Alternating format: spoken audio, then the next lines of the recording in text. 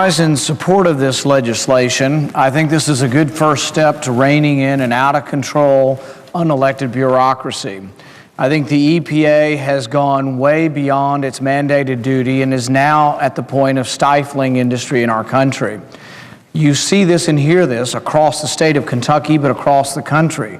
The president doesn't seem to understand why the country thinks that he's against business and against progress.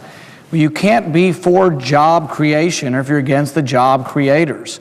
As the minority leader indicated, we have nearly 100,000 jobs and hundreds of thousands of other jobs connected to coal.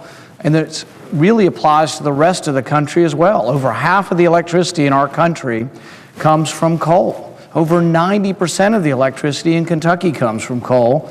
And yet you have mining operations who went through the process, some of them taking up to 10 years. I think the mine in question went through a 10-year process, spent millions of dollars to try to get started to provide electricity for the rest of us, and yet then the EPA comes in at the last minute.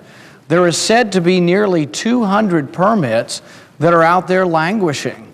I asked the question of my staff this morning. I said, well, how many have been applied for and how many have granted? The EPA won't even tell us that. But from talking to those trying to produce the coal, to produce the electricity for our country, they say they can't get permits. In fact, there's one coal company in Kentucky who is now suing the federal government saying they've taken his property. They've effectively taken his property because he can't get a permit.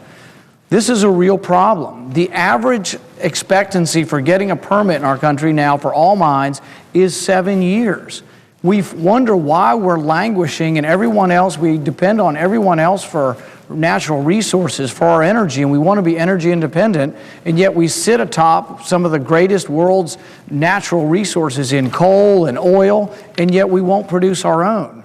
We have to become so involved, and there's so many justifications for war across the world because of oil and this and that, and yet we refuse to use our own resources. This is a very good first step in trying to make the process better.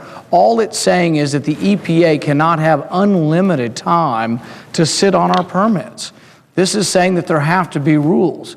But I say this is a first step because I think the last election was about saying that unelected bureaucrats should not write law. That's what's happening. The president and many of his supporters have indicated that cap and trade, they can't get it through the elected body, that they're going to go the back door through regulations.